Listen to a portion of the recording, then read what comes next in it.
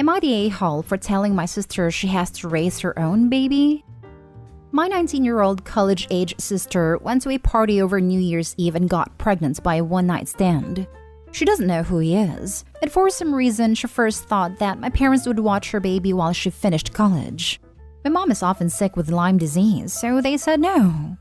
Recently, over spring break, my sister told me I need to baby-proof the house. She told me not ask because my wife works from home so she could watch her baby while she finishes college. I told her my wife and I chose to be child-free, and my wife often does have to travel for work last minute. It's not a little last-minute travel. It can be to San Francisco, Austin, Chicago, Toronto, or Los Angeles in hours' notice. My sister got mad saying my wife could take the baby for her, or I could watch her baby then, or our parents could.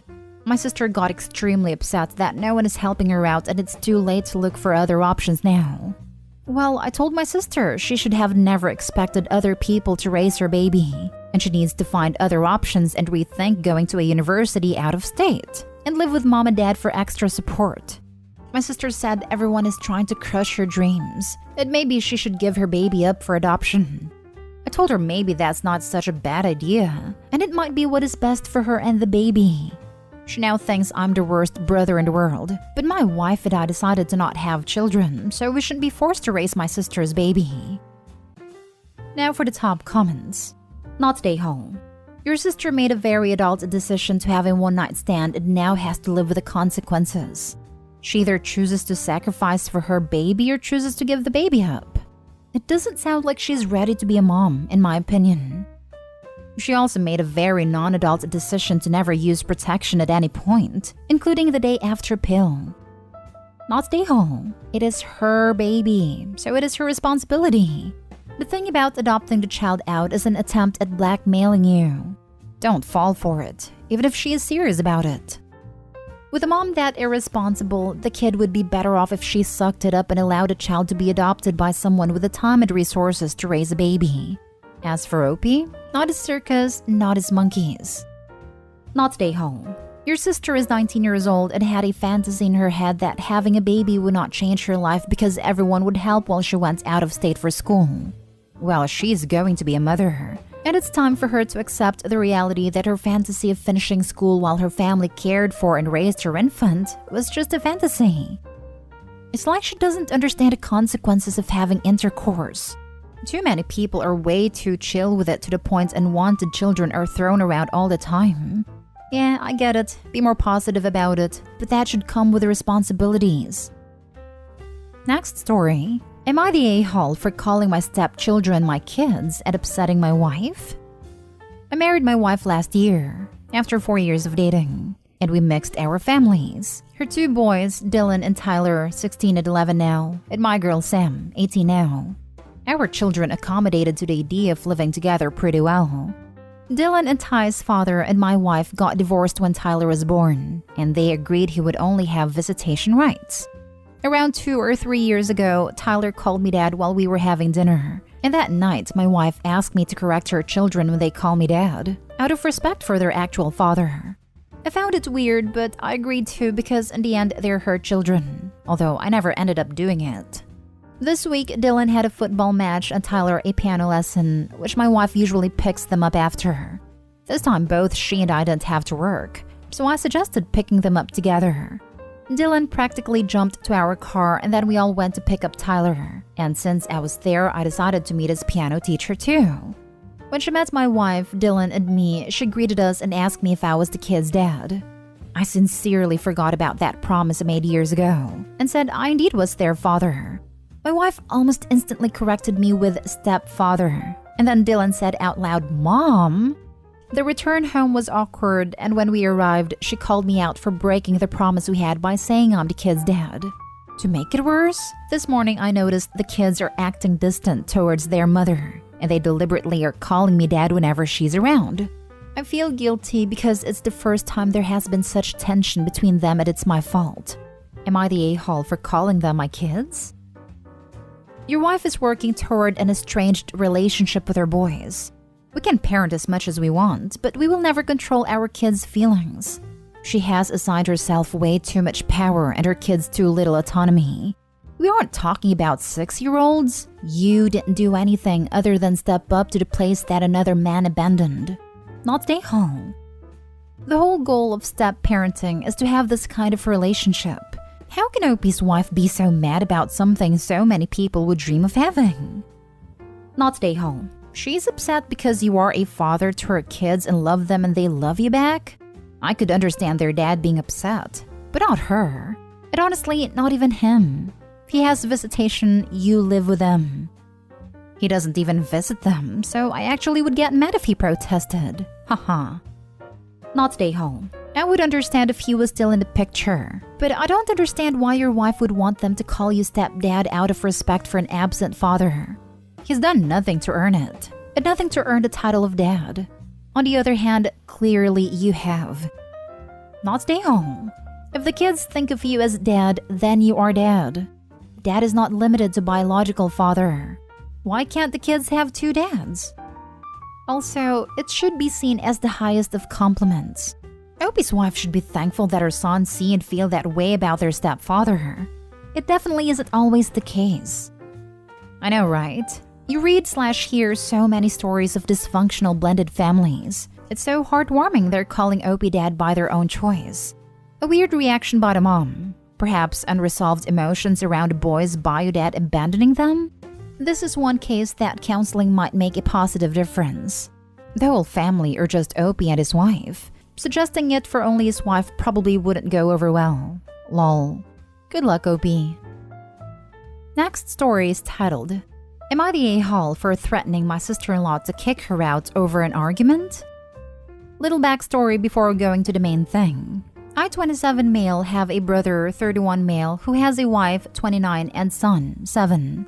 Our parents were divorced, so after their passing, I inherited everything from my mother and also half from father, but my brother also inherited the remaining half from my father. Shortly after inheriting my mother's house, I was quickly approached by one guy who wanted to buy the house. He already made an offer to my mother but she didn't want to sell because she was living there and didn't want to leave. It's a 4-story house. That is a huge AF. Still had some rooms unfinished and I didn't really want to live there. So I cashed out and bought a studio apartment in the city where I was working. My brother was renting a place in the very same city. Forward to the recent times, my brother was an engineer and had a solid job, until the beginning of 2020 where he got fired. Since then, he still hasn't found a job in his field.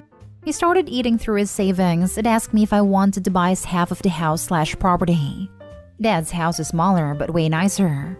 Those last years of his life, he invested lots of money into the house and made a pool outside. I wanted to buy it off from him even before he offered it and planned to pay more than what he asked me. So I obviously accepted since it was a great deal and I somewhat helped him. Summer 2021. I guess my brother was running low on cash because he said that he can't afford the rent anymore. So he asked me if he could move in Dad's house.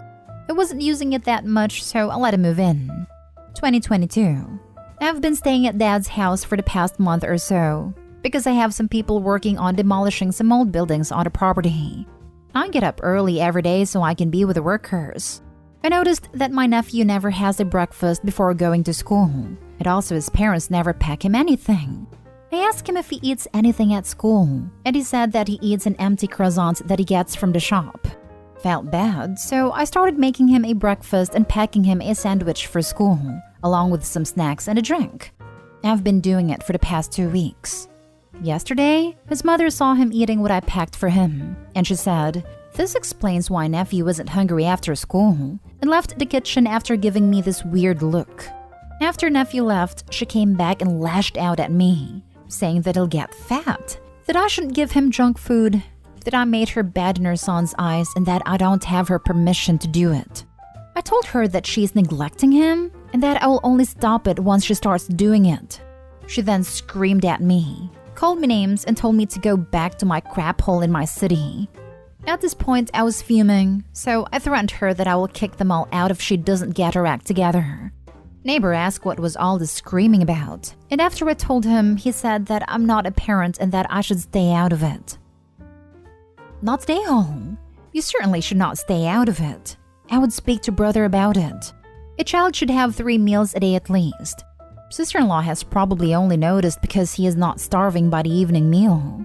Speak to brother. If they don't change, call CPS. CPS will visit and educate them. If they still refuse, they will act in the best interest of the child. Opie mentions in later comments that the child is only in school until noon. So the croissant is just for breakfast and he and his brother were raised the same way, and that it is normal in their culture. Granted, one croissant isn't enough for the kid and he needs to eat lunch before mom is home at 2. But it's not like America where the school has a lunchtime. I never said that it was normal. Pretty sure I was the only one in class eating an empty bun. English is not my first language. I don't know the word for it, but it was something similar to a hot dog bun/croissant. I don't think that we were poor back then. Everyone was working, and at the time both grandparents were alive and working as well. So I guess my parents were cheap and didn't care. That must be where your brother gets the idea that this is okay. But you didn't overstep. You fed their child, and from the way it's worded, I don't think you even complained to them about the cost/time of it. They should have been thankful. Why is she neglecting her child? Does sister-in-law have a job? Do they pay rent? You have every right to kick them out, but I'm wondering who will hurt most. Sounds like your nephew will be worse off. Not stay home, but think about your next move carefully.